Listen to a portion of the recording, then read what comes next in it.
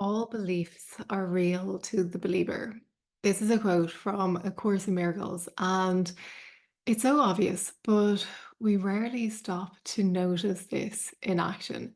All beliefs are real to the believer means that what you believe is your truth, whether it is true or not.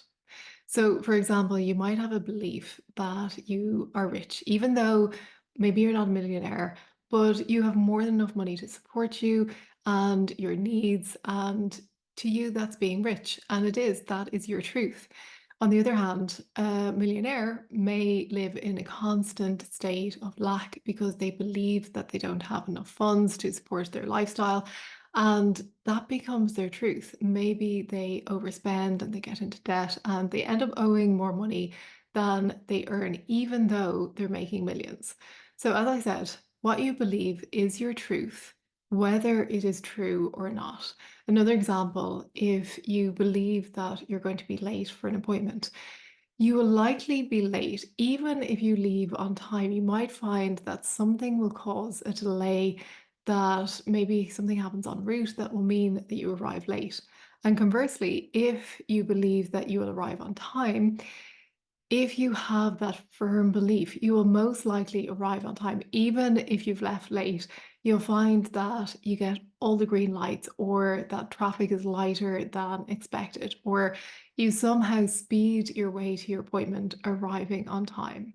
So, what does all this mean? It means that your beliefs dictate your life. And that's why it's so hard to change your circumstances when you still have the same underlying beliefs that are causing the circumstances. It's like trying to drive a car forward when it's set in reverse.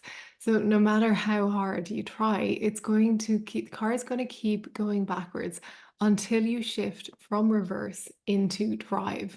So if all beliefs are real to the believer, then you realize that you don't need to change outside circumstances to change your life. You simply need to change your inner beliefs, and everything else follows.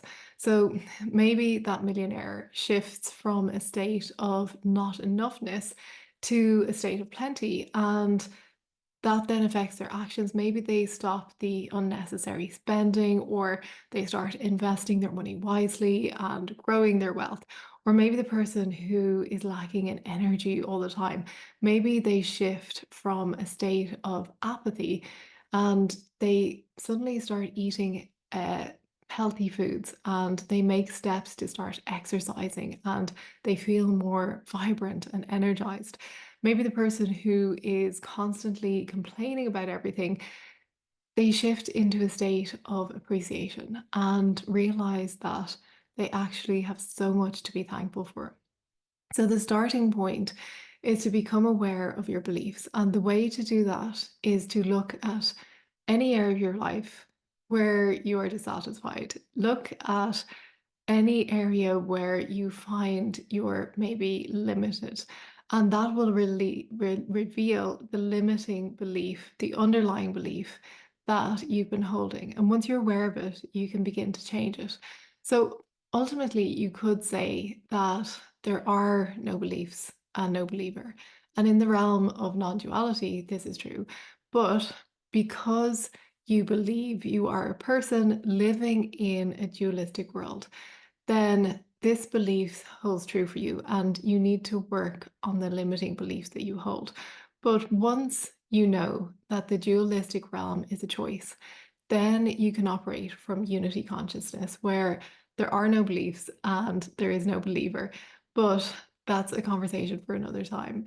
If you are interested in going further into this, I have a course called Return to Wholeness, and it goes into everything in much more detail. I'll leave a link in the show notes below. In the meantime, I hope this has been helpful.